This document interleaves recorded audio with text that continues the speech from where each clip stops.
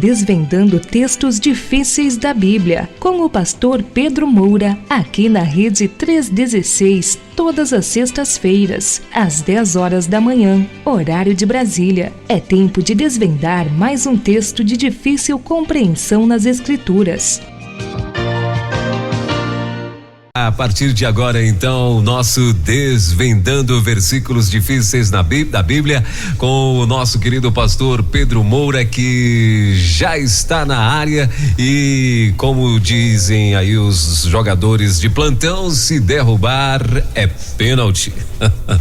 Pastor Pedro, bom dia, querido, tudo bem? Bom dia, meu irmãozinho, como é que você está? Tudo bem, graças a Deus. E o senhor, tudo em paz? Como é que tá aí a nossa Salvador? Salvador tá bem, tá em paz, tá um tempo bom, meio nublado. Sim. Mas tá bem, graças a Deus. Sim. Eu ouvi dizer que ontem Salvador estava em festa. Eu não tô sabendo disso, não. Não tá sabendo, não? Um passarinho nos contou. Diga. Um passarinho nos contou que no bairro do Garcia ontem estava fechado ninguém entrava e ninguém saía. Bom, no bairro do Garcia, no carnaval, tem um bloco chamado O Mudança do Garcia. Como é que é? Será que Mudança do Garcia, será que ele foi antecipado? Eu acho que o negócio foi melhor, porque aí não foi o carnaval, foi o espirival. A nossa igreja no Garcia tem uma programação durante o carnaval que chama Espiritual. Olha aí. Então. Muito interessante. Que legal. Interessante. Mas foi aniversário mesmo, foram 73 anos. 73, olha só que bacana. 73, Eita. Completei ontem, foi uma bênção. Muita gente querida, telefonando, mandando mensagem. Tem um cartaz da Rede 316, parabéns, pastor Pedro Moura, olha. Muita gente. Mais festa do que o dono merece, viu? Louco. Ontem muita gente também passou aqui na rádio, né? Parabenizando o senhor aí pelo seu aniversário, né? E bênção demais. E claro, ontem também a gente falou aqui, né? Sobre o aniversário do pastor, mas hoje, claro, quero aproveitar a oportunidade e atrasado, né? Mas quero mais uma vez parabenizar aí ao nosso querido pastor Pedro, que o senhor continue te guardando, renovando as suas forças e a sua mente, né, para que continue sendo bênção aí para todo mundo que tem te ouvido no Brasil, fora do Brasil, né, que o senhor continue sendo essa referência aí para as nossas vidas e que muitos anos possam vir com muita saúde e muita paz sobre a sua vida, sobre a sua casa, em nome de Jesus, tá bom, meu pastor? Amém. Foi muita bondade e continua sendo muita bondade da Rede 316, dessa equipe que trabalha diretamente comigo, você, o William, o meu, e irmãos em Cristo. O meu Facebook tá muito lotado e eu vou ter que parar uma hora para fazer um agradecimento. Um agradecimento único para todos e o WhatsApp também. Deus é muito bom, Deus é muito bom. Maravilha. Eu tô quase chegando na idade. Meu pai faleceu aos 78 anos. Eu já passei a idade da minha mãe, que ela faleceu aos 72, e agora estou correndo para a idade do meu pai, que meu pai morreu aos 78. Graças a Deus por um ano cheio de bênçãos e graças a Deus por esse novo ano que ele está me concedendo. Eu nasci no Dia dos Reis, não é? Sim, verdade. Minha mãe disse, seu nome ia ser Pedro Reis. Deus me livre.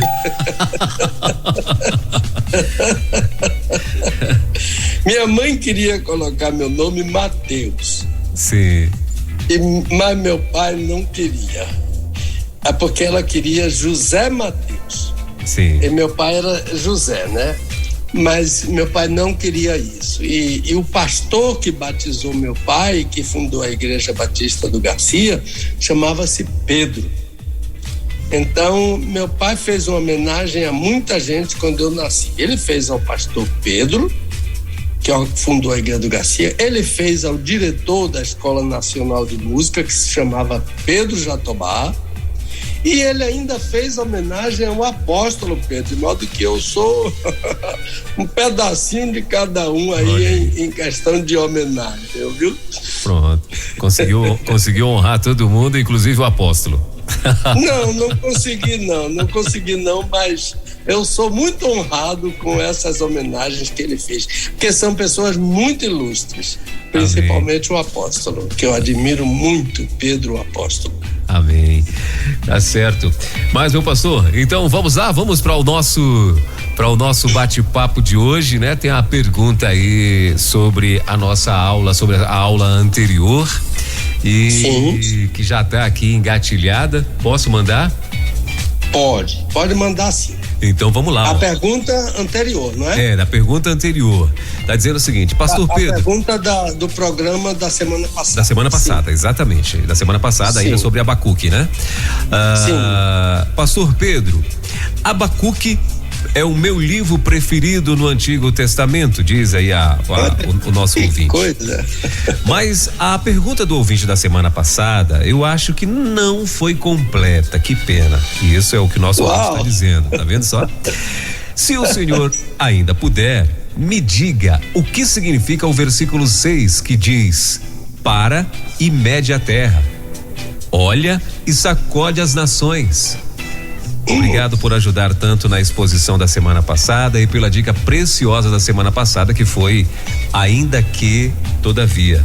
Isso vai nortear o nosso ano de 2022. Muito obrigado. Então, pelo muito obrigado, é um homem, né? É uma pessoa do sexo masculino e está aí, então, complementando a pergunta da semana passada, né? Que eu particularmente, eu acho que a pergunta já foi muito boa da semana passada, mas ele ainda soltou mais.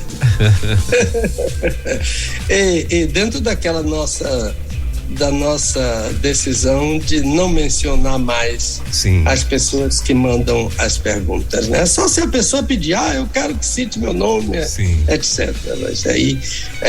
Mas é um homem que está falando aqui. É o versículo 6 que ele está referindo. De fato, a pessoa não incluiu o versículo 6. Eu entendo, né, que ficou faltando muitas informações do capítulo 3, que foi o capítulo focado pela pessoa da semana passada, que eu não sei se foi homem ou se foi mulher. Mas eu vou tentar ajudar, né? A questão, Welber, é que muito mais coisas em Abacuque 3 precisam ser elucidadas, precisam ser explicadas, e isso demandaria muito mais do que um programa, né?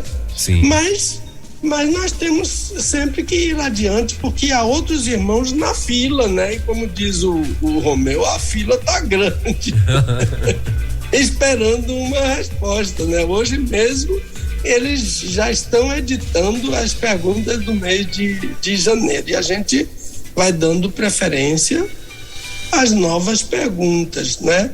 Mas eu vou tentar ajudar, porque no versículo 6, o profeta Abacuque afirma que Deus, e ele usa uma linguagem, ele usa muito antropomorfismo e antropopatismo, que são aquelas figuras que dão forma a Deus, forma humana. Antropo é homem, morfe é forma. Então, forma de homem para Deus, quando diz, por exemplo, os olhos de Deus, as mãos de Deus, os pés de Deus, coisa que Deus não tem, porque Deus é espírito. E ele usa também o antropopatismo, que atribui sentimentos, né, de homens para Deus. Quando diz Deus se irou, e agora ele está dizendo aqui que Deus parou e mediu a terra. Depois que Deus parou e mediu a terra, Deus olhou e sacudiu. Então, O texto diz assim, refere a Deus: para e mede a terra, olha e sacode as nações, os montes perpétuos se espalham, os outeiros eternos se abatem, assim é o seu andar desde a eternidade. Deus, né? Desde a eternidade.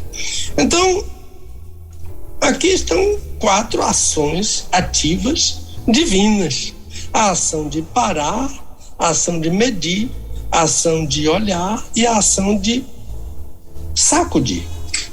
E o interessante, agora que a gente já explicou que isso é uma figura de linguagem, o interessante é que vem as consequências desse parar de Deus, desse medir de Deus, desse olhar de Deus, desse sacudir de Deus, dentro dessa linguagem poética. Abacuque é um salmista. Ele usa a linguagem dos salmos de forma maravilhosa, aquela poesia, a poesia hebraica, né?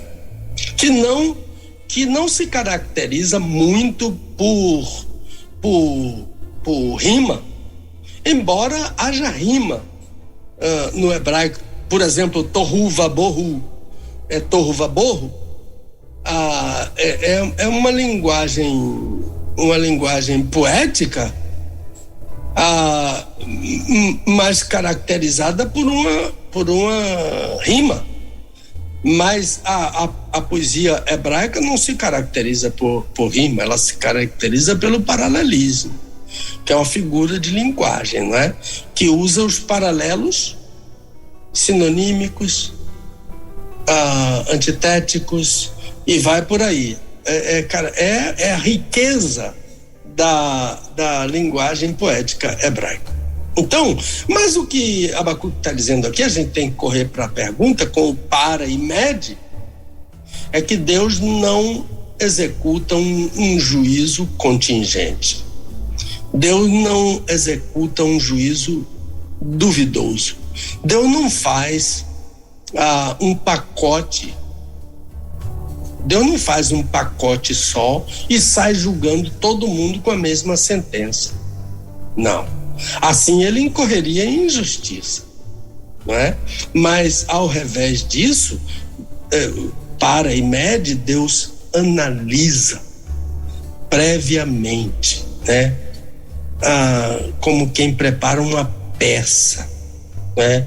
O objeto da lide, o mérito do processo. Aí então ele emite uma sentença.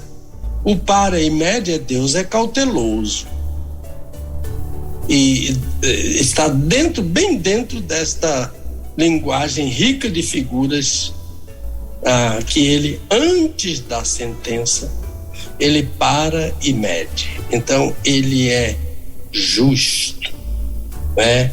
Ele é consciencioso naquilo que ele faz. Depois, então, que ele para e mede, que ele já está seguro, isso aqui no sentido para o humano entender, que Deus já está seguro desde o começo, ele sabe o que vai fazer desde o começo, mas ele vai no passo da revelação progressiva para o humano entender. Aí ele sacode. Depois da análise cuidadosa, ele que é o juiz de toda a terra, como Abraão disse lá no capítulo 18 do Gênesis, Abraão chama Deus de juiz de toda a terra. Aí ele se levanta e executa seu juízo. E quais são aí é o sacode, né? Depois que para e mede, ele sacode. Aí é a execução do juízo de Deus. Quais são as consequências? Montes se espalham, outeiros se abatem. Montes e outeiros. É bom ler o Salmo 114. Ele dá um show sobre, Davi dá um show sobre montes e outeiros. Montes e outeiros simbolizam, muitas vezes, simbolizam grandeza, segurança, opulência. Lembra-se que Isaías diz: todo o monte será abatido e o vale será levantado, aquilo é uma perspectiva da vinda do Messias. Os montes serão abatidos e os vales serão levantados. Aliás, Handel usou magistralmente esse texto de Isaías no oratório Messias, aquele oratório maravilhoso, Messias, de Handel. Logo depois daquela abertura fantástica, né, da overture, fantástica da orquestra sinfônica, com aqueles instrumentos especiais para aquele tipo de música.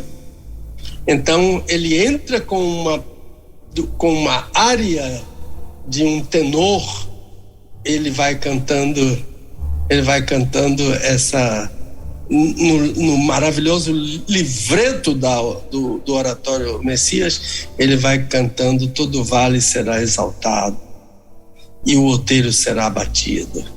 Então, figura de opulência, de grandeza, de eu estou seguro aqui, ninguém me abala, né? Montes e outeiros representam os poderosos da terra. Eles estão sob total segurança e não imaginam nem de longe, lhes passa pela cabeça a ideia que de repente pode sobrevir uma repentina destruição. E vem, mas vem. Um dia Deus, o juiz de toda a terra, vai sacudir essa opulência, vai sacudir essa aparente segurança. O juiz de toda a terra vai julgar cada um e ninguém vai escapar, diz Abacuque. Nem esses poderosos da terra vão escapar. E Abacuque fecha este texto maravilhoso. Obrigado, irmão, que lembrou desse texto. De fato, faltou. Abacuque fecha, né? Ele diz: assim é o andar do juiz, desde a eternidade. Só Deus é desde a eternidade.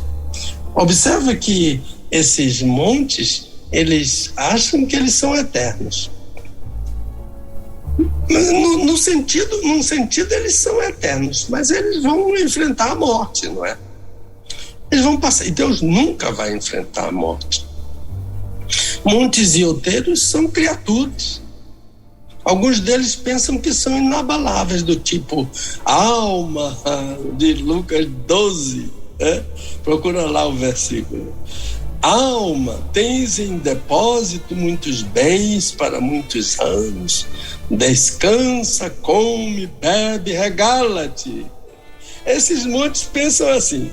Esse poderoso aí da história de Lucas 12, ele era assim: pode vir infelicidade sobre todo mundo, desastre é só para o vizinho, né? Morte é só para os outros, diagnóstico ruim, não, isso passa batido.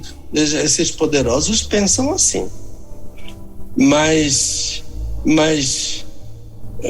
Deus lhe disse: louco, esta noite te pedirão a tua alma. Eu tenho um primo que ele morava num lugar num lugar muito gostoso lá em Itapuã, mas uma rua meio deserta, e um dia ele saltou do ônibus e foi caminhando para a casa dele. Aí ele lembrou desse versículo. Louco, esta noite, ele deu uma carreira que ele só parou dentro de casa.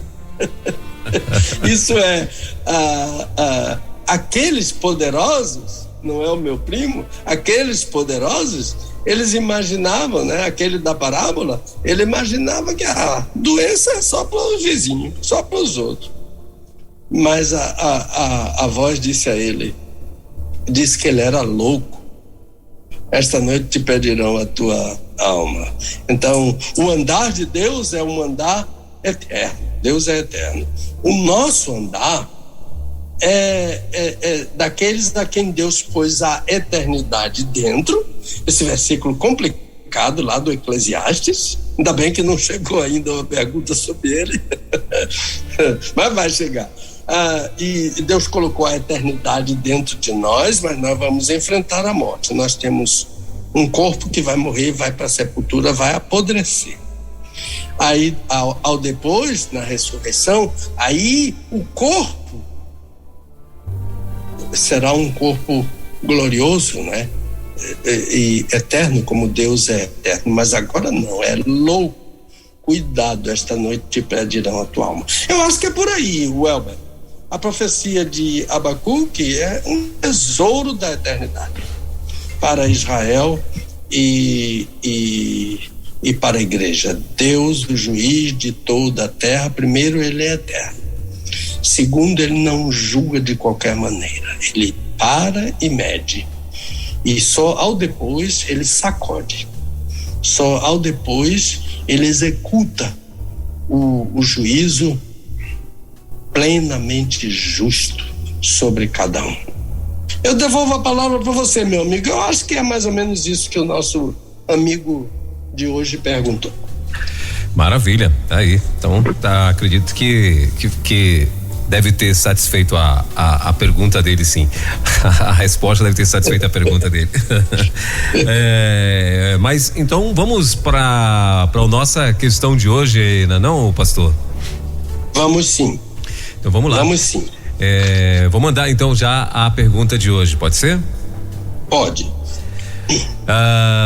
Pastor, eu sei que Jesus é o caminho. Está escrito em João 14:6. Mas o autor da carta aos Hebreus, em 10:20, ou seja, no capítulo 10, versículo 20, escreveu que Jesus inaugurou um caminho para nós. O versículo diz assim: pelo caminho que ele nos inaugurou, caminho novo e vivo através do véu. É muito difícil entender isso, pastor. Aliás, eu entendo pouco sobre a carta aos Hebreus. Não sei quando o Senhor vai poder responder ou se vai responder, mas eu peço a sua ajuda. Agradeço muito e fico esperando. Eu e minha esposa somos ouvintes da 316. Então tá aí, ó, chegou o dia da resposta. Mas deixa que a gente faz toda semana, deixa eu dar algumas informações, tá bom? A situação das cidades aqui no sul da Bahia e no norte de Minas, elas pouco a pouco vão voltando à normalidade. As perdas são perdas mesmo, muitos perderam tudo, perderam casa, perderam móveis, alguns perderam a vida, e as igrejas deram um show de solidariedade e amor cristão a crentes e a não crentes, né? E eu acompanhei de perto o trabalho da Junta de Missões Nacionais. Sim. E como a nossa junta, pastor Fernando Brandão, os missionários, os presidentes de associações, os pastores de igreja, eles se envolveram, cestas básicas aos milhares, não é? Para muitas pessoas necessitadas e não só para crentes. Ajudas para as igrejas também, e graças a Deus por isso. Nós temos o Elber semanalmente, já vai completar 2 anos, um programa que entra no meu Facebook. Sim. No sábado, que é o jejum e oração até que passem as calamidades. Sim. E toda semana nós colocamos no meu Facebook PR Pedro Moura. O motivo principal, um roteiro de ajuda, geralmente com textos bíblicos e notícias. E domingo passado, esse jejum e oração foi dedicado a essas cidades do sul da Bahia e do norte de Minas. Graças a Deus por isso. E nós continuamos orando e sabendo que o nosso Deus está operando. A minha esposa costuma dizer: Deus não tem mãos a não ser as nossas mãos. De fato, Deus não tem mãos. Deus é um espírito. e Deus nos usa para, através das igrejas, das associações, das nossas juntas, ajudar aqueles que estão numa situação calamitosa, né? A situação desses irmãos. Então, essa é a primeira informação do nosso Deus. A outra informação é que nós temos um novo divulgador. E olha que honra, o pastor Francisco Jaildo. Ele foi meu aluno no Seminário do Sul, não me lembro em que ano, mas ele é um grande líder batista lá em Bauru, capelão do Colégio Batista, já foi diretor do seminário lá em Bauru. Ele está aqui. E ele dormiu aqui em nossa casa essa noite aqui com a Marlene e com o Daniel e o Mateus, são 2 dos filhos deles, eles têm mais filhos, né? E o Francisco passou a ser divulgador espontaneamente. Eu nunca falei com ele. Hoje, quando eu fui perguntar a ele, ele disse: já estou divulgando e agora vou divulgar na associação lá em Bauru.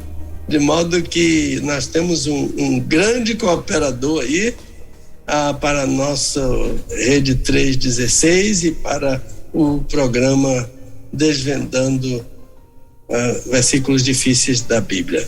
E hoje é a primeira sexta-feira do ano, né? Sim, verdade. Não é sexta-feira 13, mas é a primeira sexta-feira do ano do nosso Desvendando, né? E o assunto é sobre um livro que sempre me apaixonou. Eu fui aluno do Dr. João Filson Soren. O Dr. João Filson Soren foi aluno do A.T. Robertson. E a tese dele foi sobre o livro de Hebreus. Eu não estou seguro de qual foi o tema, mas a tese do doutor, de modo que eu sou ex-aluno do doutor Soren e indiretamente, né, aluno do A.T. Robertson, que eu considero o maior teólogo batista de todos os tempos. E o doutor Soren pregava como ninguém na carta aos Hebreus. O meu livrinho de Hebreus tem um sermão que a família do Dr. Soren me autorizou a publicar, o João Soren me autorizou a publicar. Temos um altar, é uma coisa, é um acontecimento, aquele sermão do meu querido ex-professor. Eu não sei se porque meu pai também amava a carta aos Hebreus, e eu tenho mais incentivo da parte de meu pai, mas o Dr. Soren cooperou muito, né, para esse amor que eu tenho por essa carta. Mas sabe, Welber, pessoas que já chegaram para mim, não é uma só não, que diz assim: eu tenho medo de Hebreus, fogo consumidor, aquela expectativa de juízo, tanta coisa que tem na carta aos Hebreus. Mas na verdade, e há crentes também que têm medo da carta do Apocalipse, não é? Mas são livros de consolo para a igreja, são livros de consolo para a igreja de Deus. Então vamos lá, eu estou à sua disposição ou posso começar já? Meu pastor, claro, pode começar, sim.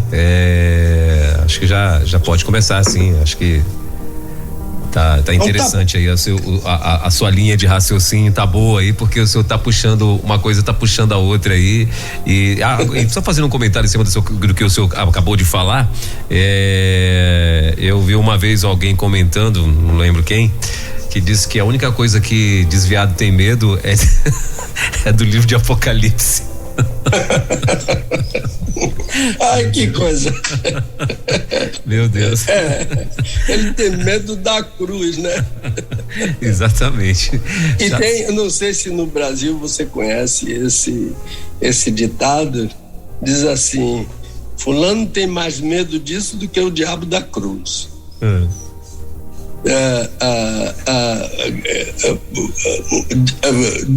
Alguém diz, o próprio Lutero falou que um dia Satanás apareceu a ele. Sim. E o Satanás travestido, né? Querendo se passar pelo Senhor Jesus. E quando Lutero viu, deu um pulo para trás e disse: vai, Satanás! Ele disse: quem disse a você que eu sou Satanás? Ele disse: você não tem os sinais da cruz na mão. E o capeta pulou fora, sartou fora, como diz o nordestino, né? Mas vamos lá. Vamos lá, posso ir, né? Pode sim. Jesus disse a Tomé, que tinha o nome de Dídimo, um dos 12 apóstolos: eu sou o caminho. Está lá que o nosso amigo citou, João capítulo 14, versículo 6. O ouvinte fez uma pergunta com base não nesse versículo, mas na informação do autor aos Hebreus, onde se lê que Jesus inaugurou um caminho novo e vivo através do véu. Esse é o versículo que o amigo citou. Então, eu entendo, Elber, que o melhor caminho aqui é analisar o texto desde o início, senão vai ficar sem o contexto. E isso vai garantir a melhor interpretação, a melhor hermenêutica. Então, Hebreus 10 tem que começar em 19. O ideal era Hebreus 10 todo. Mas aqui a gente vai pegar, dentro do contexto de que ele está falando, versículos 19 a 23. Eu creio que esse texto enquadra bem o versículo da pergunta dele, em que Jesus diz que inaugurou um caminho, e ainda dentro da ideia que o Senhor Jesus disse a Tomé: eu sou o caminho. Então, vou ler rapidamente. Eu espero que você esteja com a sua Bíblia aberta na sua mão. Você pode ter uma Bíblia online, mas eu sempre prefiro uma Bíblia de papel, com um lápis na mão para você riscar.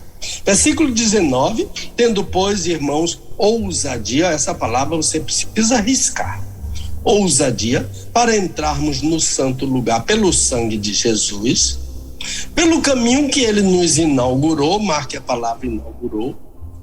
Agora, duas palavras que você vai marcar: a palavra novo e a palavra vivo. Caminho novo e vivo. E a terceira palavra é a palavra véu, através do véu, isto é, a quarta palavra, carne, isto é, da sua carne. E tendo um grande sacerdote sobre a casa de Deus, essa casa de Deus aí, que somos nós, pode marcar, cheguemo-nos. Olha a ordem, essa é a ordem geral, central aqui, marque ela. Com verdadeiro coração, com inteira certeza de fé, tendo o coração purificado da má consciência e o corpo lavado com água limpa. São requisitos aí para entrar, não é? Ele diz: entremos, cheguemos-nos, mas não é de qualquer jeito. É com verdadeiro coração, inteira certeza de fé, coração purificado da má consciência e o corpo lavado com água limpa. E continua: retenhamos inabalável a confissão. Marca a confissão e a palavra esperança. A confissão da nossa esperança. Porque, e aqui está aquilo que nos consola, porque o caminho não é fácil para chegar lá, não. Olha o que nos consola: porque fiel é aquele que fez a promessa. Agora ele diz o que a gente tem que fazer isso individualmente, mas ele, estranhamente, ele inclui aqui a congregação. Consideremos-nos uns aos outros para nos estimularmos ao amor e às boas obras, não abandonando a nossa congregação. Marque esse abandonar aí, e o considerado, versículo 24. Versículo 24, consideremos-nos. Versículo 25, não abandonando. A nossa congregação, como é costume de alguns, antes, marque aí, admoestando-nos uns aos outros. E tanto mais quanto vedes que se vai aproximando aquele, pode marcar aí, aquele dia. Então, na verdade, esse texto especial, tudo é especial nessa carta, dá início, no meu entender, a parte prática do livro. Depois de tudo que esse agiógrafo, que esse autor inspirado ensina, interpretando o Antigo Testamento, é claro que aqueles ouvintes dele fizeram a pergunta, eu imagino. E agora? Tudo isso que você nos ensinou sobre o Antigo Testamento, e agora? Fazer o quê? Eu entendo que esse capítulo 10 começa a parte prática do livro. Eu explico isso com mais detalhes no meu livrinho, A Carta aos Hebreus. São exortações e argumentos sempre na base da fé, da esperança e do amor fraternal. Isso é básico na Carta aos Hebreus: fé, esperança e amor fraternal. E ele começa o último capítulo, diz: permaneça o amor fraternal.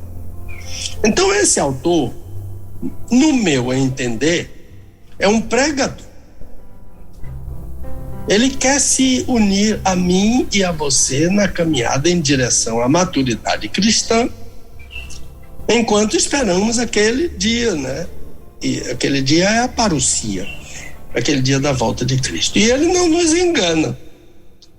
Ele mostra como é difícil, como é estreito o caminho na direção da maturidade cristã. Observe. Ele se inclui na exortação. Nós precisamos de ousadia para entrar. Ele está no meio. Ele e nós entrarmos. Aí ele está no meio da congregação de seus dias e no nosso meio. O pregador, esse homem é um modelo de pregador. O pregador deve sempre se posicionar. É fácil dizer vocês, apontar o dedo. Mas eu também sou alvo da exortação do Espírito Santo. Quando eu prego, a palavra é uma espada, ela corta primeiramente a mim. E eu preciso ter consciência disso e não fugir. Um homem chamado Simeão de Cambridge, no século XVII, não posso referir agora, tá? Me ocorreu isso, não posso me lembrar. Ele disse que todo sermão deve humilhar o pregador. Todo sermão deve humilhar os ouvintes. E todo sermão deve exaltar a Jesus. O Espírito me dá consciência de que eu não sou aquele bonzinho, aquele santinho, porque estou ali no púlpito, não. Que eu sou Pedro mesmo. Aquele Pedro que muitas vezes tem vergonha de falar com Deus. Naquela oração de Mateus 6. Entra no teu quarto e fecha a tua porta. E tem que ficar calado diante de Deus. E no máximo pedir perdão para Deus. E cria em mim, ó Deus, um coração puro. Do Salmo 51. Então, muitas vezes eu tenho dito a meus alunos, antes de ler o seu texto, e ler muitas vezes, peça a Deus para desvendar os seus olhos. E uma outra coisa, pelo menos na véspera de pregar, leia o Salmo 15. Quem subirá ao teu santo monte? Aquele que é puro. E vai dizendo tudo coisa que eu não sou. Para pelo menos eu subir ao púlpito com consciência de que aquela palavra vai cortar primeiro a mim. Essa é a carta aos Hebreus. Então, o autor aos Hebreus é um pregador. Ele está pregando um sermão que eu perfilho a ideia de que foi o Salmo 10 que ele usou. E vai, através daquele Salmo 10, ele vai interpretando o Antigo Testamento magistralmente. Ele não está escrevendo uma carta. Carta aos Hebreus. Eu defendo a tese de que deveria ser sermão aos Hebreus. Olha o versículo, capítulo 2, versículo 5. O mundo vindouro que falamos, ele não diz que está escrevendo. 5:11, temos muito a dizer. 6:9, ainda que estejamos falando assim, falando. 8:1, do que estamos dizendo. 9:5, das quais coisas não falaremos agora. 11:32, e que mais direi? É um sermão. Ele não diz que está escrevendo, ele diz que está falando.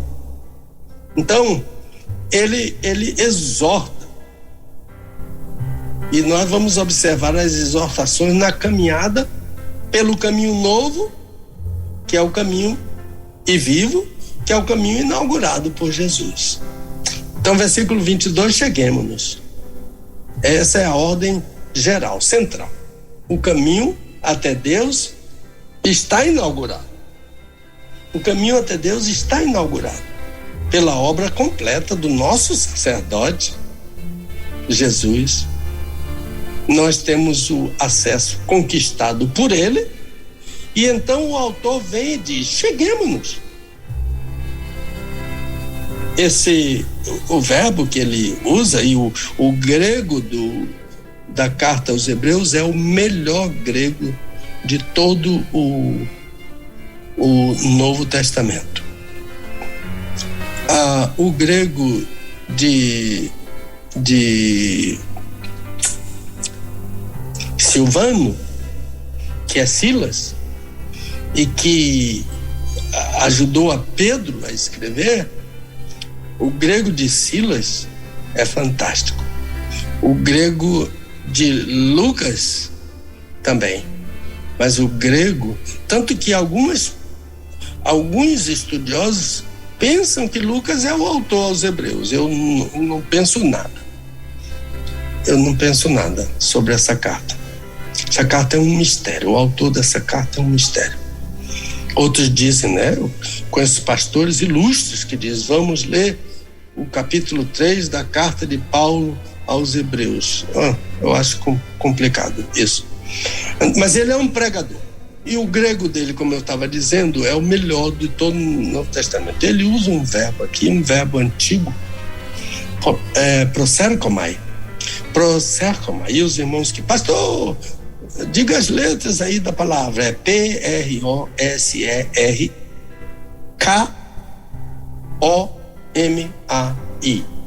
E o acento no primeiro epsilon. Proser, não é?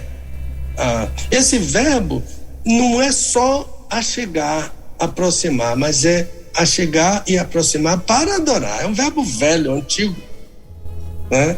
E ele está no subjuntivo, e a ação dele é a ação da vontade da pessoa. A pessoa não fez nada para criar o caminho, mas ela precisa querer achegar-se a esse caminho. Então, é ação volitiva. É ativa volitiva. Eu tenho que querer. Eu não sou obrigado, mas eu preciso querer, me achegar. E eu estou lembrando agora de Tiago, capítulo 4. Lembra-se do irmão do Senhor Jesus que escreveu a carta chamada Tiago? Capítulo 4, eu acho que é versículo 8. Chegai-vos a Deus. É passivo. E ele se chegará a vós.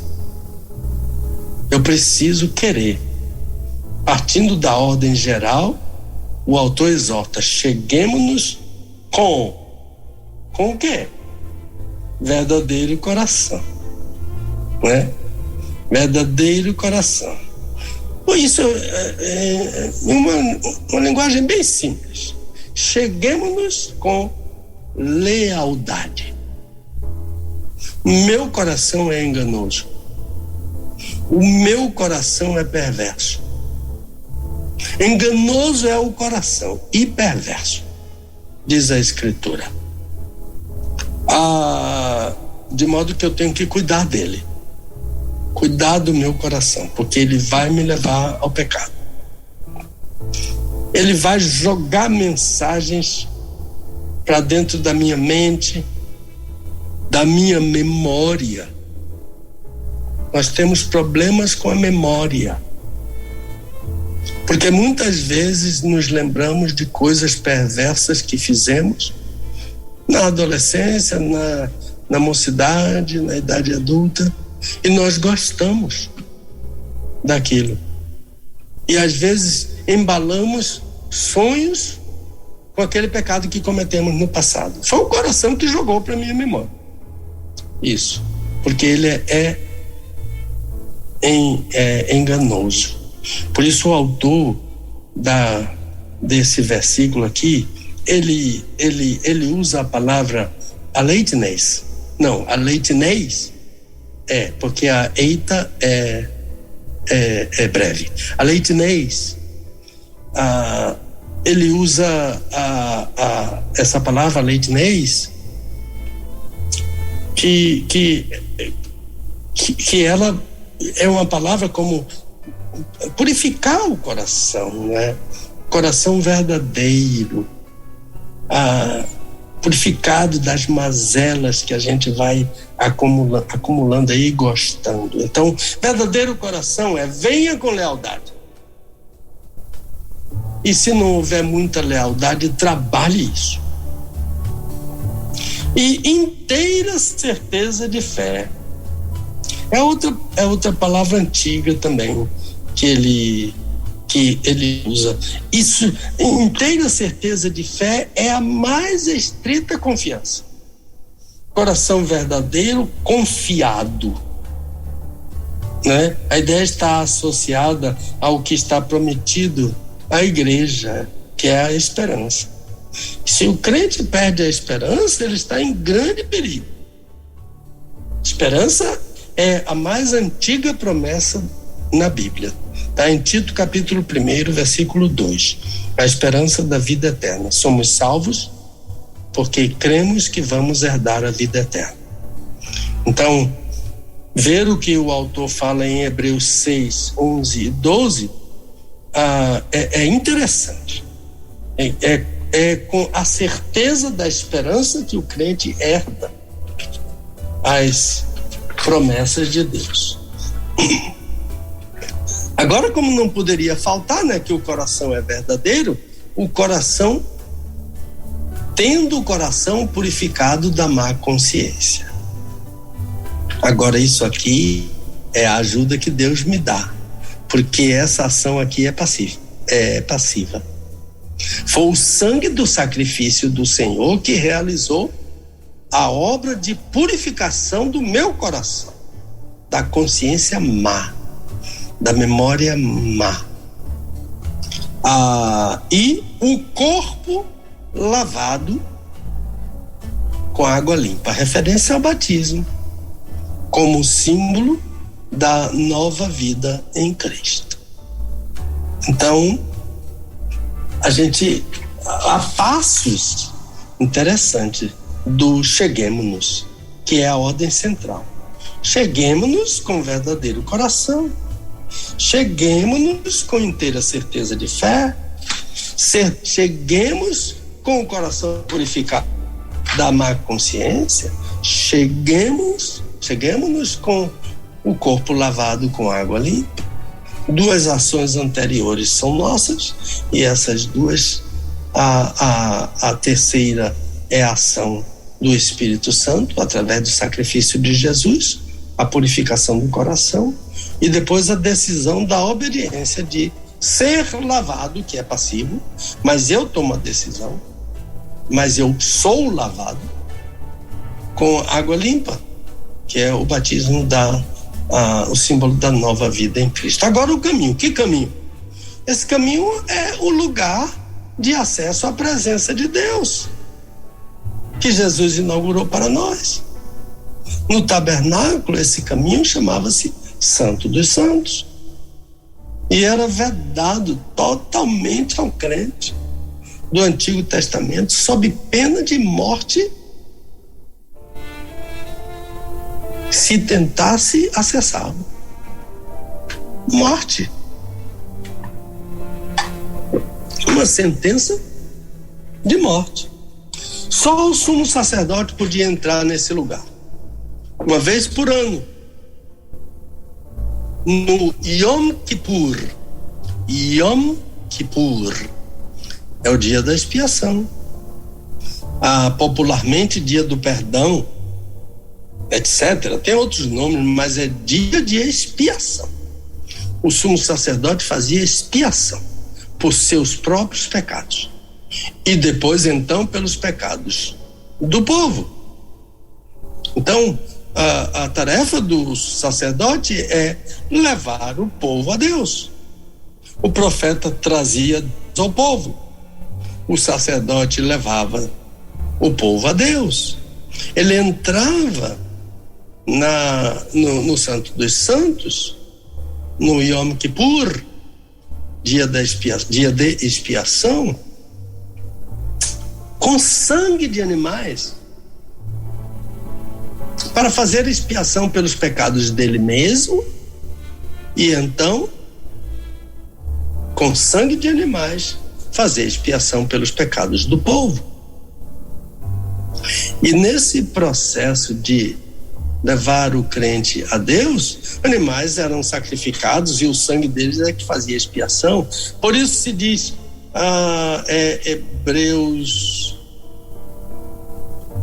Hebreus 9, quase todas as coisas segundo a lei se purificam com sangue, e sem derramamento de sangue não há remissão, não é?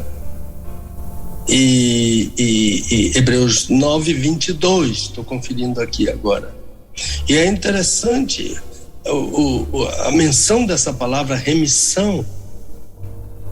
Essa palavra aparece em Efésios capítulo 1, onde tem aquela lista de todas as bênçãos celestiais, todas as bênçãos espirituais dos lugares celestiais. Aparece a remissão. E a remissão é uma continuação da redenção.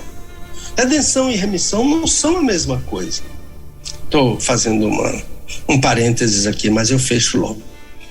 Porque a redenção literalmente, a redenção é você chegar no mercado de escravos e comprar um escravo. Ontem eu estava aqui em casa com a família do pastor Francisco e os filhos dele, e um deles, o Daniel, disse que o hino predileto dele era o Amazing Grace. Aquele hino foi escrito por um ex-capitão de um navio de escravos. Ele transportava escravos da África para a Europa, até que ele conheceu a Jesus e ele escreveu Amazing Grace, graça incrível, impossível de entender a graça, amazing. Uma pessoa chegava no mercado, ele trazia os escravos, uma pessoa chegava no mercado e comprava um escravo. Isso chama-se redenção no Novo Testamento. Mas a remissão é a continuação da redenção. É quando a pessoa que comprou o escravo liberta o escravo. Foi isso que Jesus fez conosco. Ele foi para um mercado de escravos, Efésios capítulo 2, de 1 a 4, e ele nos deu vida porque estávamos mortos em delitos e pecados.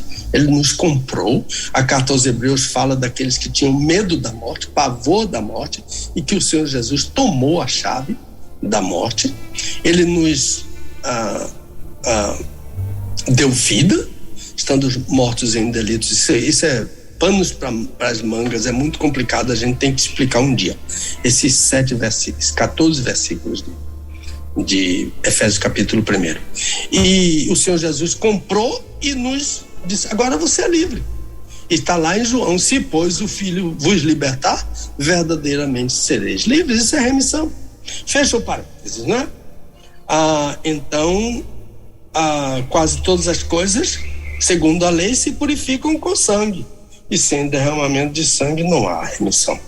Então, voltando, se uma pessoa tentasse entrar no Santo dos Santos, seria fulminada, e o próprio sumo sacerdote poderia morrer lá dentro. Lembra-se que João, o pai de João Batista, ele ficou gago lá dentro do Santo dos Santos. E ele só voltou a falar depois que João nasceu. João o Batista nasceu. Então podia morrer lá dentro. E há um Sefer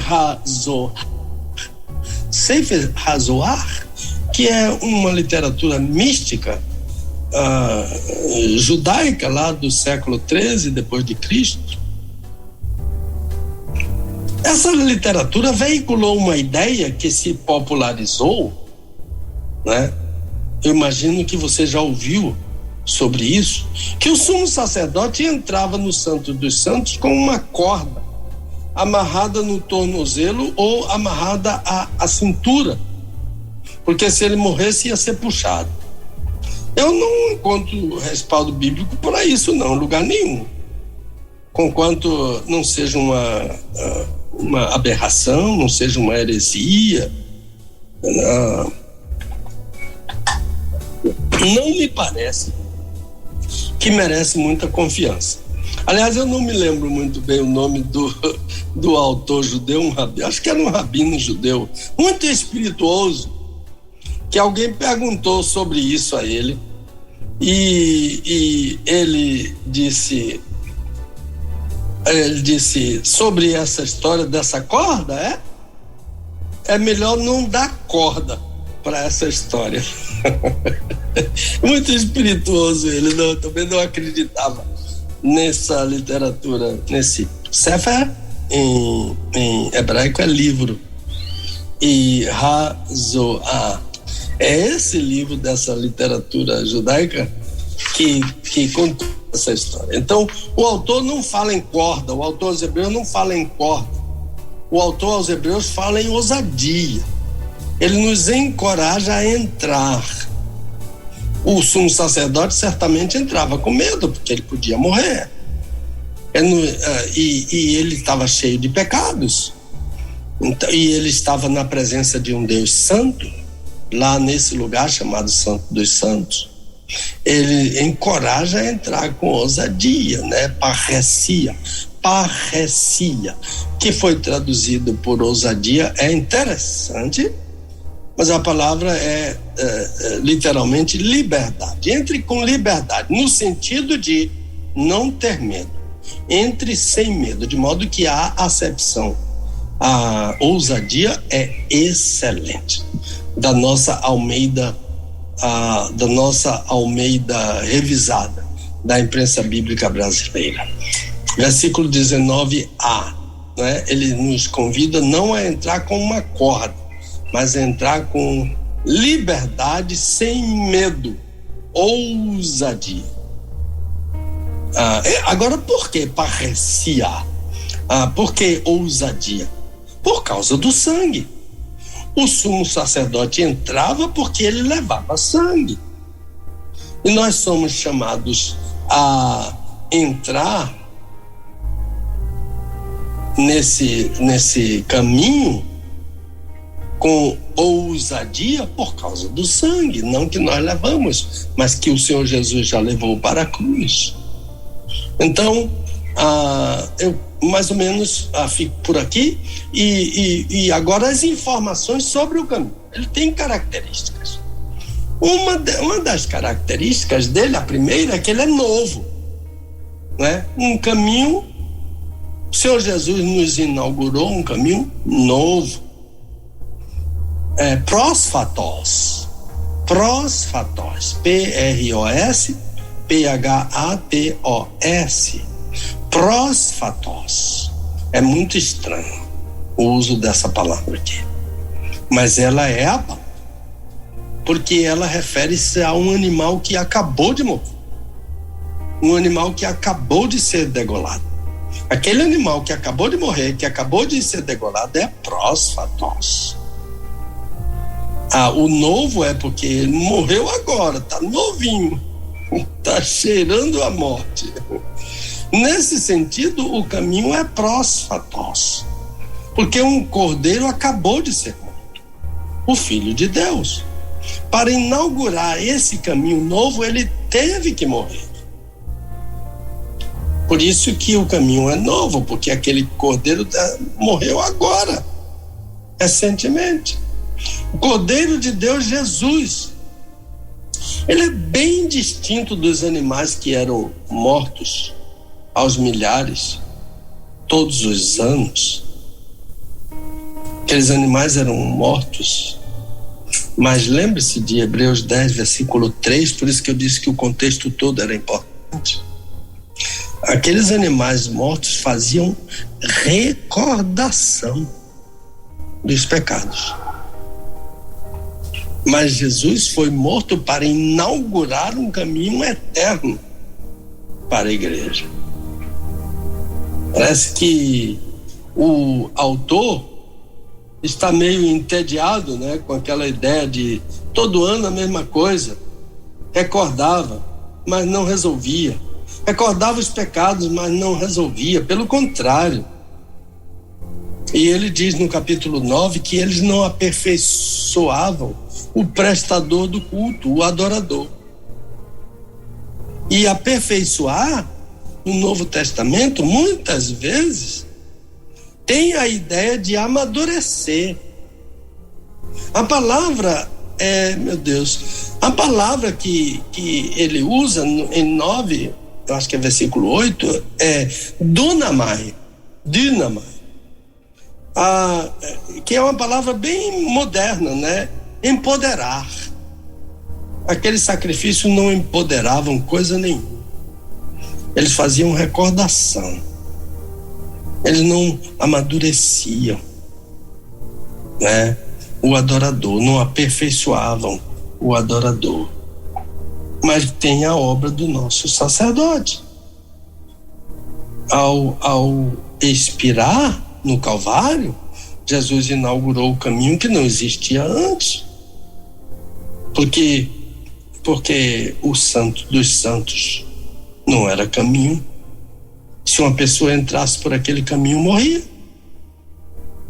O caminho, portanto, estava encoberto. O autor aos Hebreus disse que o caminho estava encoberto e continuava encoberto, apesar dos sacrifícios levíticos repetidos. Mas Jesus inaugurou um caminho novo por sua morte. Ele acabou de morrer. Quando ele acabou de morrer, o caminho estava inaugurado. Que caminho? O caminho do acesso à presença de Deus. Qual é a outra característica que aparece aí no texto? O caminho não é só novo, o caminho é vivo. Zosan é a pronúncia correta do verbo zao,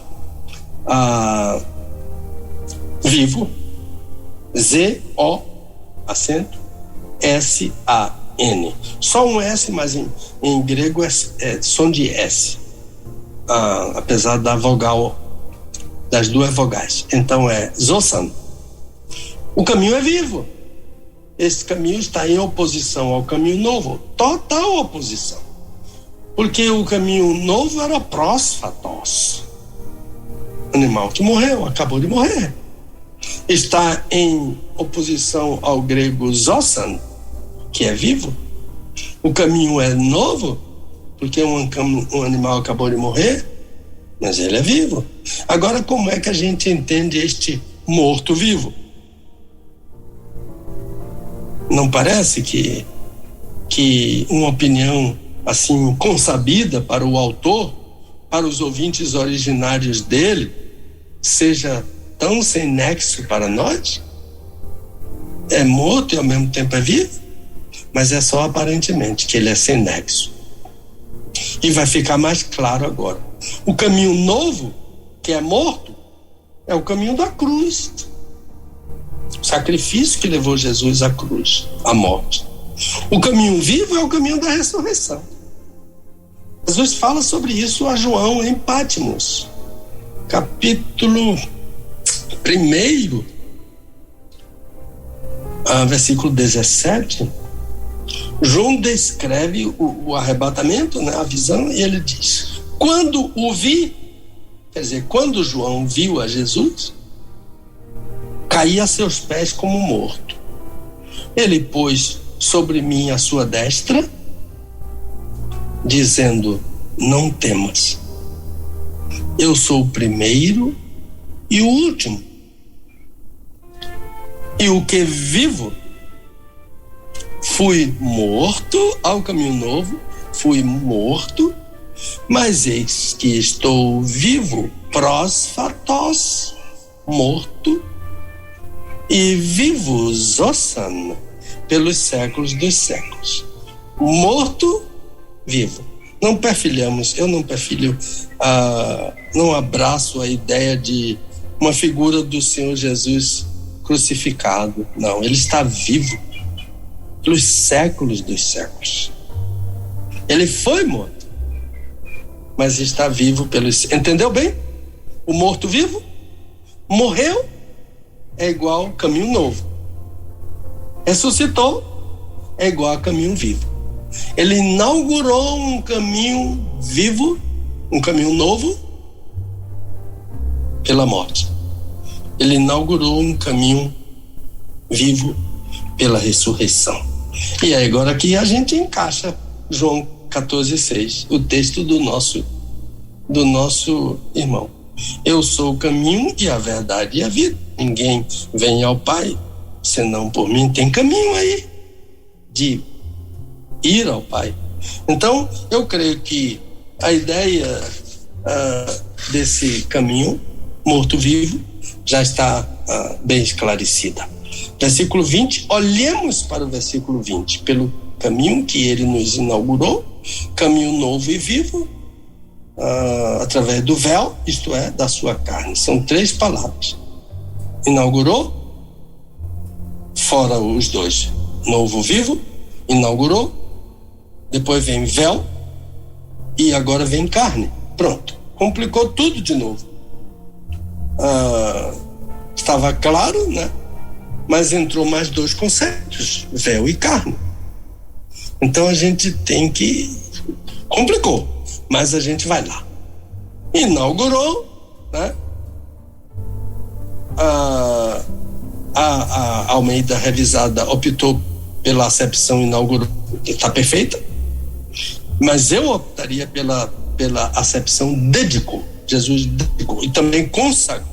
São 2 acepções muito boas, que devem estar aí em alguma versão da Bíblia. O Senhor Jesus dedicou a nós um caminho. O Senhor Jesus consagrou a nós um caminho.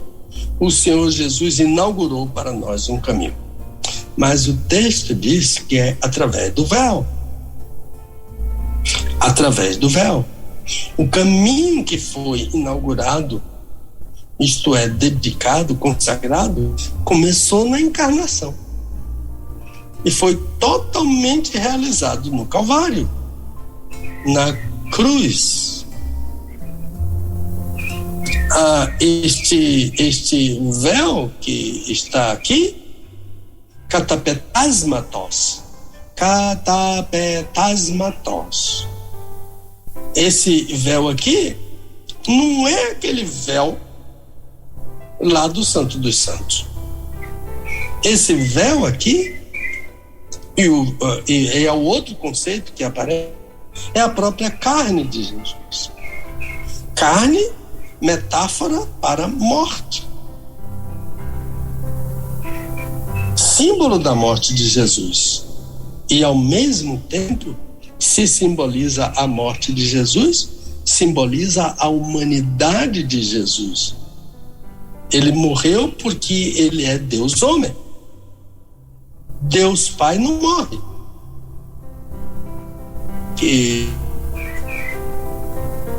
nossos amigos testemunhas de Jeová, eles gostam de fazer uma pergunta aos crentes desavisados, principalmente aqueles crentes que não são muito dados à leitura da Bíblia. Ele disse: e os 3 dias que Jesus passou na sepultura, Deus estava morto? Olha que pergunta perigosa, não é? Não, quem morreu foi o homem Jesus. Jesus é plenamente Deus, plenamente homem. O filho de Maria é homem. Ele é o primogênito de Maria, mas ele é unigênito de Deus. O filho unigênito, João capítulo 1, versículo 18, Jesus é o filho unigênito, monogenês theos, filho unigênito, Deus unigênito. Monogenês theos e monogenês huios, filho unigênito, e monogenês theos, Deus unigênito. Então, ele morreu porque ele era homem. O filho Jesus foi o que morreu. Então, aqui essa palavra carne, que aparece aqui através do véu, isto é, a sua carne, a palavra sarcos, essa palavra é um genitivo. Por isso que é através da carne. E tem um possessivo, autou, a sua carne. Através da sua carne, isto é, através da carne de Jesus, através da humanidade de Jesus, através da morte do homem Jesus.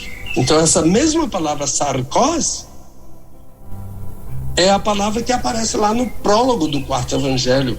O verbo se fez carne, sarcos, que é o nominativo, sarcos. Então, a palavra sarx, que é o nominativo, sarcos, é um genitivo da carne dele. Então, o Senhor Jesus realizou essa obra através do véu, isto é, da sua carne, isto é, da sua morte, isto é, da sua humanidade. Só um Deus poderia realizar a obra que Jesus realizou, por isso que ele é Deus homem. Agora que ele realizou a obra completa de Belém ao Calvário, da encarnação à cruz, o autor diz: caminhemos com ele para dentro do lugar da presença de Deus. Então, veja aqui Hebreus 2:14 até 18. Portanto, visto como os filhos são participantes comuns de carne e sangue, também ele semelhantemente participou das mesmas coisas, para que pela morte derrotasse aquele que tinha o poder da morte, isto é, o diabo, e livrasse todos aqueles que, com medo da morte, estavam por toda a vida sujeitos à escravidão, pois na verdade não presta auxílio aos anjos. A salvação não é para anjo. Demônios não podem ser salvos. Anjos de Deus não precisam de salvação. Pelo que convinha que em tudo fosse feito semelhante a seus irmãos, para se tornar um sumo sacerdote misericordioso e fiel nas coisas concernentes a Deus, a fim de fazer propiciação pelos pecados do povo, porque naquilo que ele mesmo, sendo tentado, padeceu, pode socorrer aos que são tentados. E agora outro texto elucidativo também, Hebreus 4, de 14 a 16. Tendo, portanto, um grande sumo sacerdote, Jesus, Filho de Deus, que penetrou os céus, retenhamos firmemente a nossa confissão, porque não temos um sumo sacerdote que não possa compadecer-se das nossas fraquezas, porém um que, como nós, em tudo foi tentado, mas sem pecado. Cheguemo-nos, pois, confiadamente ao trono da graça, para que recebamos misericórdia e achemos graça, a fim de sermos socorridos no momento oportuno. Então, a pergunta foi feita: por que toda essa obra de Jesus? A resposta é: por causa da encarnação. Aquilo que aconteceu aos olhos do mundo em Belém. Isto é, por causa da primeira vinda do Filho de Deus ao mundo, em carne e osso, que nós temos o caminho vivo, aberto, acesso aberto a Deus. Vamos recapitular?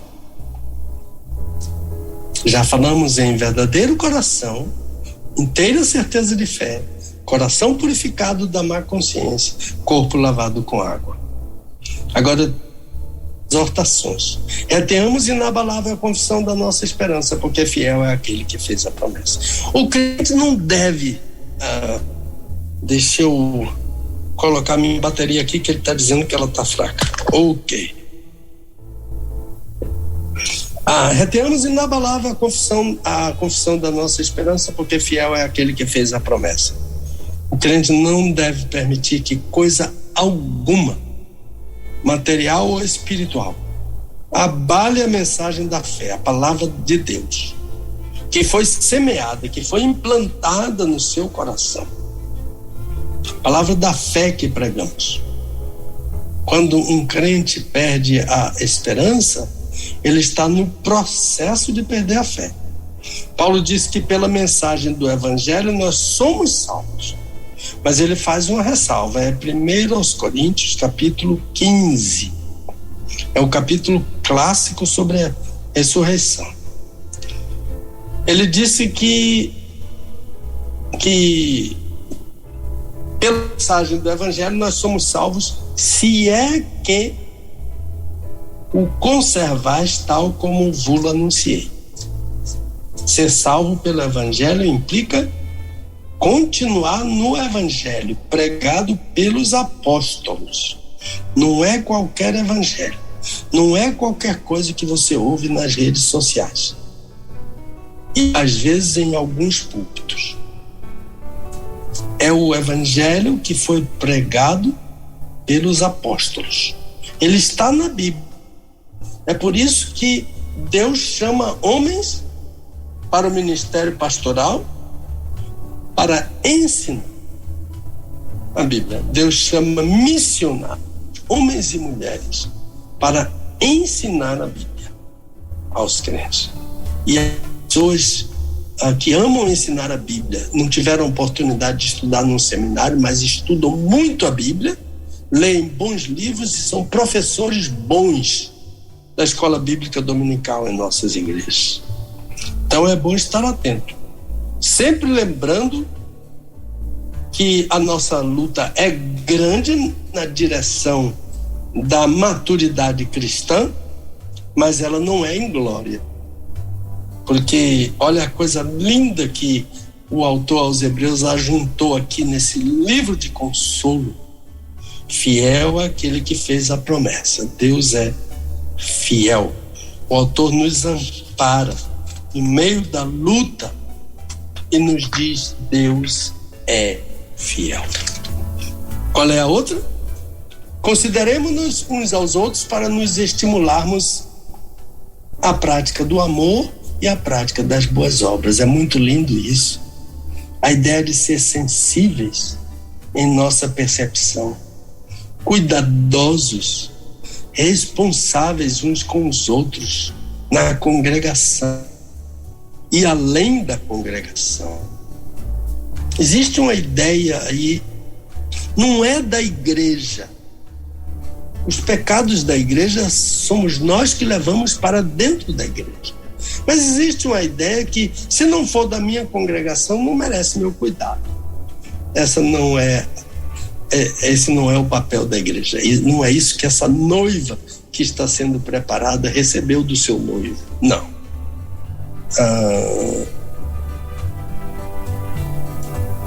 Eu estava falando sobre o trabalho da Junta de Missões Nacionais, compartilhando com todo mundo a ajuda, né? E algumas pessoas, eu já ouvi isso. Eu compartilho até com não crentes. Mas se for de outra igreja, que coisa triste. Compartilhar com não crentes é muito bom. Mas compartilhar com os irmãos de qualquer igreja, isso deve ser o alvo primeiro, os domésticos da fé, né? A nossa Junta de Missões está dando um banho sobre isso, de boas obras, né? Efésios capítulo 2, é sempre bom ler. 2 luta 10 fala sobre isso. O socialismo tem um alvo de dividir para enfraquecer, e depois dominar, e depois escravizar, né? Mas o evangelho é o oposto. O evangelho nunca vai dar liga com o socialismo, nunca vai se misturar com o socialismo. O evangelho é o oposto do socialismo, do comunismo. Porque Jesus orou pela igreja dizendo: para que sejais perfeitos em unidade. Lembra-se que eu falei na palavra perfeito lá? Que o sacrifício não aperfeiçoava? A palavra significa maduro. Jesus quer que sejamos maduros em unidade. E o mundo creia que o Pai me enviou. Jesus disse que se a igreja não for unida, o mundo não crê que Deus enviou. Está lá no sermão sumo, na oração sumo sacerdotal. Jesus orou por mim para que eu seja maduro. Teleio.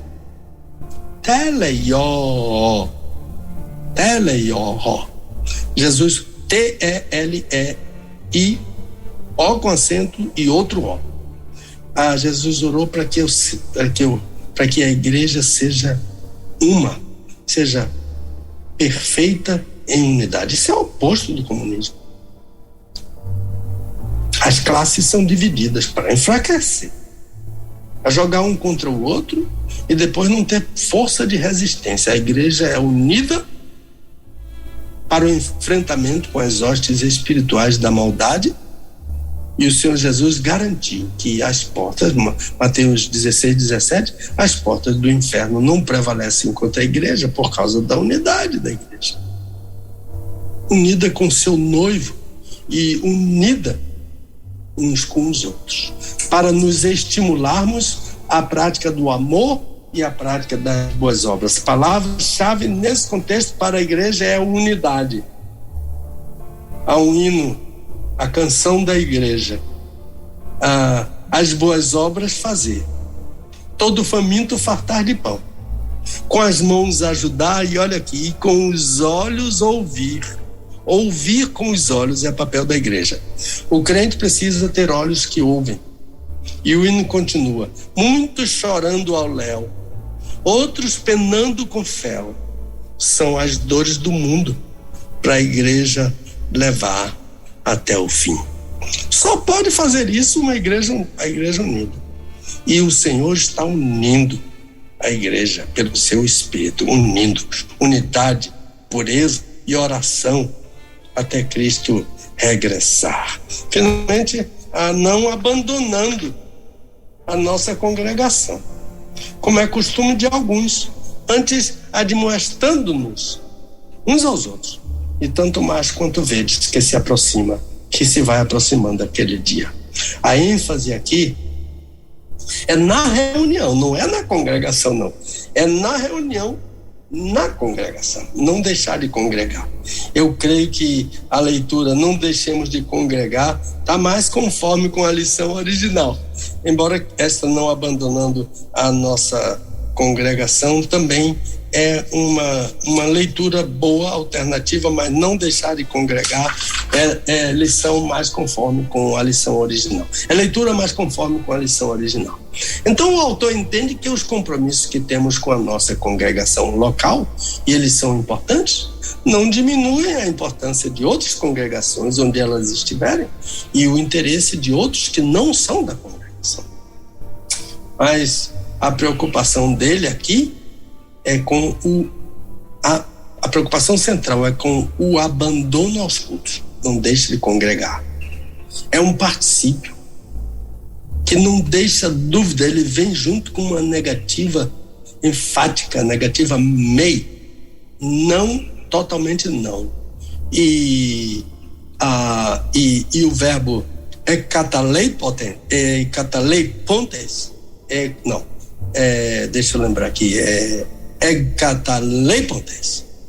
Esse verbo que não deixa dúvida que ele está falando junto com a negativa enfática em abandono total. Não abandone totalmente a congregação. Isto é, congregue. Isso aqui é para antes da pandemia É para agora na pandemia e é para depois da pandemia. Infelizmente, algumas pessoas estão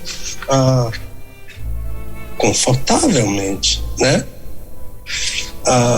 Confortavelmente em casa por causa da Covid.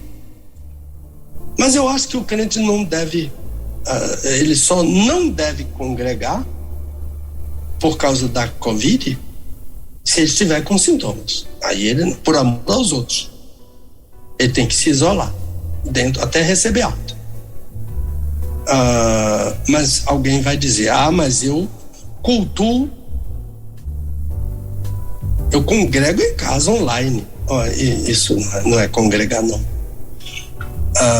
A igreja tem... Paulo, quando ele fala o capítulo... Ele começa no capítulo 10 da 1 Coríntios, se estende pelo capítulo 11, depois entra pelo capítulo 12. Ele fala várias vezes a palavra ajuntais.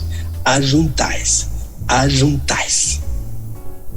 O culto é para o ajuntamento. Estava conversando ontem com o meu filho Lucas e ele dizendo uma coisa impressionante que ele disse. Ele disse duas coisas muito boas. Uma é que ele disse que a ex-igreja dele, porque meu filho toma posse agora, dia 18, numa igreja na cidade de Melbourne, Flórida, a Igreja Batista Central, uma igreja antiga daquela cidade, Melbourne, Flórida. Mas ele era pastor em Sheridan Hills, também na Flórida, mais perto de Hollywood. Ele era ministro de adoração e pastor de membresia e pastor de jovens e de na igreja. Agora ele vai ser o pastor sênior, um pastor titular da igreja. Mas ele me disse que na Sheridan Hills, durante a pandemia, a frequência aumentou. Eu fiquei impressionado. Não diga, Lucas, aumentou, pai. O santuário é muito grande da Sheridan Hills, mas ele disse, nós tivemos cultos com mais de 500 pessoas e isso é notável para um tempo em que as pessoas estão em pandemia, não é? Eu acho que houve um tempo que não tínhamos segurança, era preciso o isolamento, mas isso já passou. O crente deve voltar a congregar. Outra coisa que o Lucas disse foi sobre culto aqui, culto ali. O culto da igreja tem que ser um só. Achei muito rico, ele me explicou isso muito bem. E como eu estou escrevendo um livro para a ceia do Senhor, eu disse a ele, escreva isso, que eu vou botar isso no livro. Ele disse, o culto é para toda a igreja, só não deve vir ao culto quem está doente, quem de todo não pode vir. Não veio porque por causa disso, por causa daquilo, não. O crente, o culto, o pastor pastoreia toda a igreja. Ele não tem que ter duas igrejas para pastorear. Ele pastoreia uma igreja que se ajunta naquele lugar. Então, mas vou fechar o parênteses aqui. Qualquer motivo que leve um crente a desobedecer a ordem expressa nesse versículo, não abandonar a congregação, qualquer motivo é enganoso, que o leve a deixar de congregar, que não seja doença, que não seja Covid, que não seja hospitalização, que não seja mobilidade, qualquer motivo é enganoso. Se um crente deixar de... não tem justificativa para isso. Uma vez um crente disse, conversando comigo, sobre o Dr. João Filson Sorém, que foi pastor 51 anos da primeira igreja batista do Rio de Janeiro. Depois veio o pastor Fausto, que é hoje o presidente da Convenção Batista Brasileira. Um crente me disse, Dr. Sorém está no templo em todos os cultos. Ele fica sentadinho lá, quietinho, não fala nada, não dá opinião, mas ele está em todos os cultos. Ele era um especialista em Hebreus, né? Não deixando de congregar. E também maduro na vida cristã. Não frequentar por isso ou por aquilo é falta de maturidade cristã. Não está no caminho da maturidade, que requer, dentre outras coisas, não deixa a congregação, como é costume de alguns. Eu estou aqui no meu esboço, a Dulce escreveu com a letrinha dela aqui, vou ler o que ela escreveu. A sua presença na congregação fortalece, estimula, encoraja o outro, a fé do meu irmão, do seu irmão.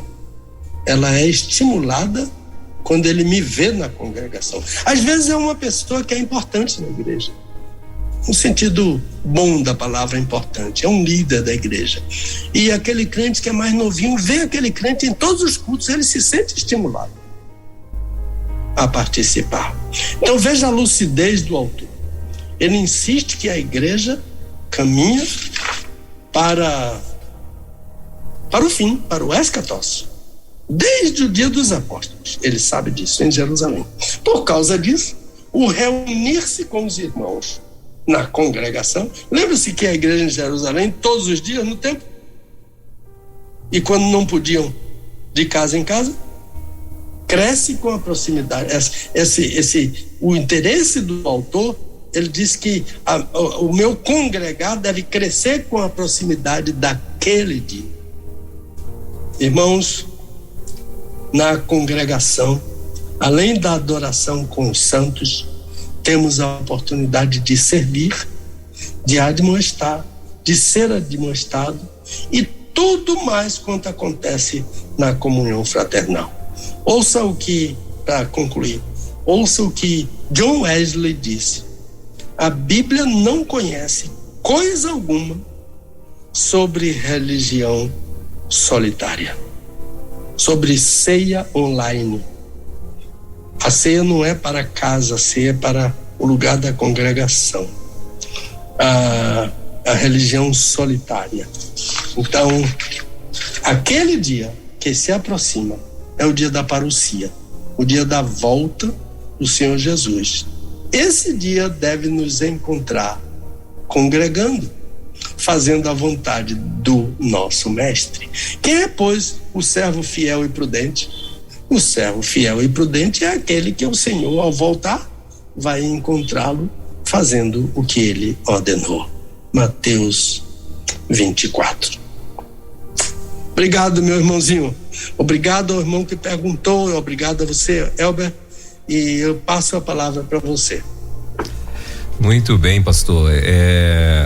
Eu gostaria muito, né, que muitos dos nossos ouvintes, né, pudessem nesse momento estar conectados aí com a gente. Eu oro a Deus para que a audiência da rádio esteja mesmo lá no topo, né?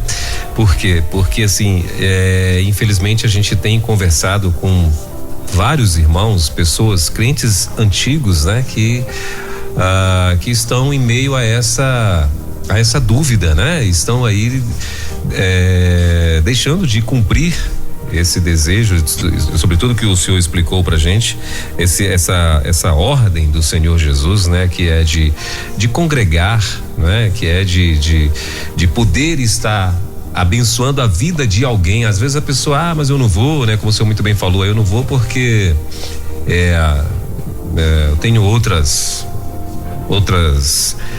dúvidas, ou eu tenho outras razões, melhor dizendo, né? Para eu não estar lá. Eu já ouvi até pessoas dizendo, eu não vou porque eu estou guardando a minha família, né? Por conta desse tempo agora e tal.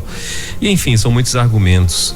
E a gente lamenta muito, né? Porque com isso tem pessoas que estão olhando para esses crentes antigos, tem pessoas recém-convertidas ou pessoas mais novas na fé, né? Que estão olhando para essas outras pessoas e com isso acabam tendo aquela referência, né? De irmão dentro da igreja, acabando sendo desmoronando, né? Ali aquela referência está desmoronando por conta disso.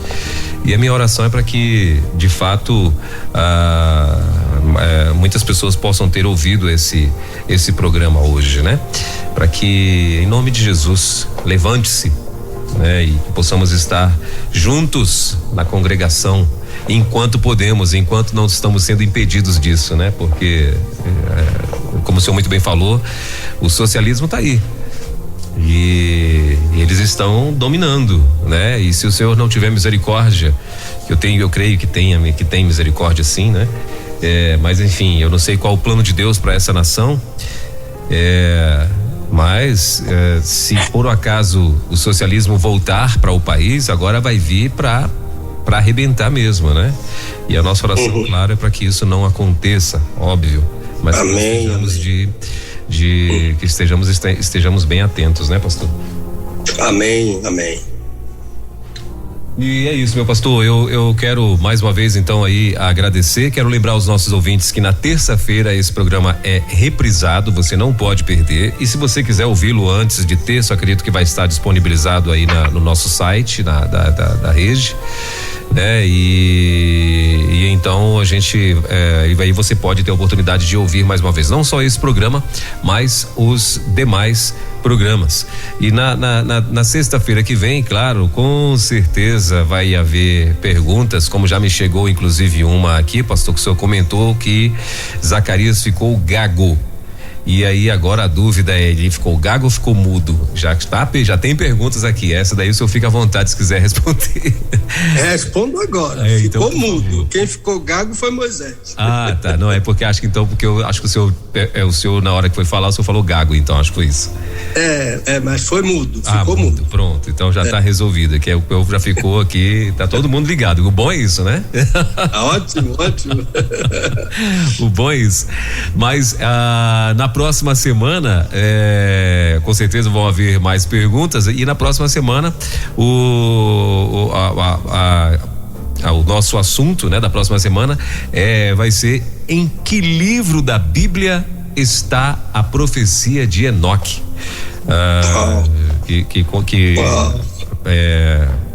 Consta lá em Judas 14, né? Acho que comenta sobre essa profecia e tal. E aí agora esse vai ser o nosso tema da semana que vem, meu pastor. E aí eu quero devolver para o senhor fazer aí o seu encerramento, né? E concluir aí com certeza tem mais alguma coisa que o senhor vai colocar aqui para nós, e fica à vontade. Lembre-se, falamos que o autor aos Hebreus é um especialista no Antigo Testamento. Ele é um pregador, ele pregou um sermão sobre o Antigo Testamento, e ele eu acho que o maior intérprete do Antigo Testamento sobre o sacerdócio de Jesus Cristo em toda a Bíblia é o autor aos Hebreus. E eu sempre recomendo que o crente que quiser entender melhor Hebreus, leia Hebreus paralelamente ao livro do Levítico. O Levítico vai ajudar um bocado a entender a carta aos Hebreus.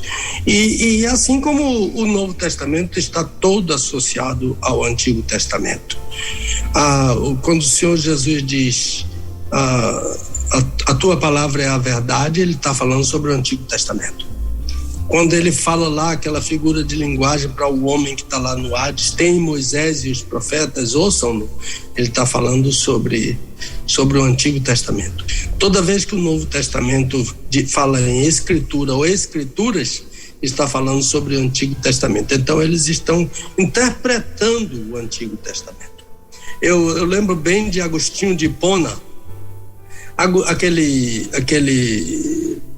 padre africano, né? Ele diz, olha o que ele diz: o Novo Testamento, deixa eu peraí, para não trocar, sim. Ele diz assim: o Novo Testamento no Antigo Testamento esconde. O Antigo Testamento no Novo Testamento se revela. Isso é a carta aos Hebreus. Um pregador subiu ao púlpito, fez uma fantástica exegese do Antigo Testamento, e muitos têm dito que ele leu o Salmo 110. Eu gosto da ideia de que ele leu o Salmo 110, mas ele leu outros textos, muitos outros textos da Bíblia, porque aquele tratado, a carta aos Hebreus é um tratado. Então, e seguindo essa orientação de Agostinho, que o Novo Testamento está escondido no Antigo e o Antigo se revela no Novo, a gente vai lendo paralelamente o Antigo e o Novo. Então, quando apareceu uma citação do Antigo Testamento em sua leitura devocional da Bíblia, perca um tempinho. Essa palavra perca aqui está entre aspas. Ganhe um tempinho e vá lá no Antigo Testamento para ver em que contexto aquele texto foi dito por um profeta, por um salmista, por um escriba, por um autor dos rolos. Agora a palavra não me ocorreu. E então Esdras, Neemias, Esther, esses livros, e vê em que contexto eles usaram aquele texto. Aí volte para sua leitura devocional, que você vai estar bem mais aclarada por causa da ajuda paralela do Antigo Testamento. Então, a carta aos Hebreus é um documento completo. Eu acho que não existe nenhum documento igual à carta aos Hebreus sobre o sacerdócio de Jesus Cristo. Não existe. A função do sacerdote é levar o povo a Deus. O autor conclui com aquelas maravilhosas palavras para a gente se achegar a Deus, né? Mas se você olhar o capítulo 8 de Hebreus, versículo 1, ele resume. Ele diz: do que temos dito, o fim é, : temos um sacerdote. Então, a carta aos Hebreus é um tratado sobre o sacerdócio de Jesus Cristo. Aí então, como o sacerdote leva a Deus, então esse autor diz: chamemos-nos. E como eu já falei sobre o verbo proserkomai, como eu já falei, ele diz: cheguemos-nos para. Não volte mais para o judaísmo. Ceia do Senhor não é Páscoa. Páscoa é em casa. Ceia é na congregação. Ceia em casa volta ao judaísmo. E outras coisas mais. Eu recebo de alunos aqui, retiro a palavra alunos, de muitos amigos no meu Facebook no fim de semana: Shalom. Eu não respondo isso. A minha paz não é do sábado. Shabbat Shalom é a paz do sábado. É o sábado. A minha paz é de Cristo. Como minha caixa fica cheia de Hag Sameach em tempo de Páscoa. Também não respondo. Porque Páscoa não é festa cristã. Paulo diz que Jesus é a nossa Páscoa. Ele já foi sacrificado por nós. Então, a Páscoa é uma festa judaica. Pastor, mas a gente pode aproveitar a Páscoa para pregar sobre o Cordeiro de Deus? Deve. Pode e deve. Mas não é celebrando a Páscoa. É celebrando o Cordeiro Pascal, que é Jesus. Então, isso não está no script aqui, eu tenho que voltar para o script. Então, não volte ao judaísmo. Ele está cheio desse ensino lá. Eu já preguei em igreja que tinha atrás do púlpito uma arca, uma menora. Eu gosto da menora, mas não como volta ao judaísmo, não como aqueles objetos do judaísmo. O nosso autor disse: o nosso sumo sacerdote já inaugurou um caminho eterno, novo e vivo de acesso ao Pai através do véu, isto é, da sua carne, da sua morte, da sua humanidade, da encarnação até o Calvário. Então, prossegue, cheguemos-nos para adorá-lo. Obrigado, amigão. Deus te abençoe, abençoe a sua casa, abençoe seu ministério, abençoe esses ouvintes tão queridos que estão se multiplicando, como eu estou sabendo, não só no Desvendando Versículos Bíblicos da Bíblia, mas na Rede 316. Amém. E Deus abençoe a todos, seja um ano pleno das bênçãos deste sacerdote que abriu um caminho novo e vivo através da sua carne, para nós entrarmos à presença de Deus. Vamos adorá-lo. Jesus já abriu o caminho. Aleluia. Amém, pastor. Aleluia. Obrigado, meu pastor. Obrigado aí mais uma vez, por estar aqui com a gente, pela aula, né? E mais uma vez repetindo, terça-feira você pode ouvir novamente essa aula de hoje, né? Na terça-feira às 9h aqui na Rede 316, ou então ir no nosso site e escolher, inclusive, qual aula que você quer ouvir novamente aqui através da Rede 316. Semana que vem, como a gente já falou também, em que livro da Bíblia está a profecia de Enoque, referência lá de Judas 14, então é o que vai ser falado na próxima sexta-feira, permitindo Deus. Meu pastor, obrigado mais uma vez, Deus abençoe, bom fim de semana, que o ano de 2022 venha a ser de extraordinários aí sobre a sua casa, sobre a sua vida, e até sexta-feira, permitindo Deus. Se Deus quiser, meu querido. Muito obrigado, e as mesmas bênçãos eu desejo para você. Amém. E para toda a Rede 316 e para os nossos queridos ouvintes.